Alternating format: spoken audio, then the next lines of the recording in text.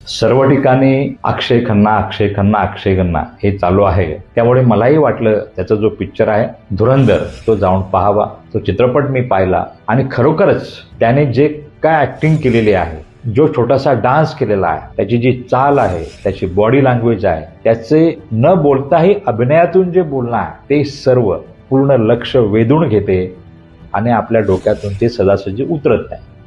या अनुषंगाने काहीतरी बोलावं आणि त्याला लाईफ कोचिंग जोडावं या उद्देशाने या व्हिडिओमध्ये अगदी शॉर्टमध्ये मी बोलत आहे. अक्षय खन्ना हे व्यक्तिमत्व आपल्या सगळ्यांना माहिती आहे की तो विनोद खन्नांचा मुलगा आहे. त्याबरोबरच त्याचे बरेचसे पिक्चर येऊन गेलेले आहेत, परंतु ती व्यक्ती फारशी चर्चेमध्ये नसते. म्हणजे टॉपच्या सुपरस्टारच्या प्रकारे तो चर्चेमध्ये नसते. तो येतो आधीमध्ये, वर्षातून 1-2 फिल्म येतात, परत तो मध्येच गॅप पण घेतो 3-4 वर्षांचा आणि परत मध्येच एकदा येतो, मध्येच आधीमध्ये येतो आणि चांगलं काम करून निघून जातो. म्हणजेच आपलं काम शांतपणे करायचं, कुठेही आपल्याविषयी चुकीच्या काही चर्चा नाही, गॉसिपिंग नाही, आपल्या बोलण्यामध्ये सुद्धा काही उलटपालट होत नाही.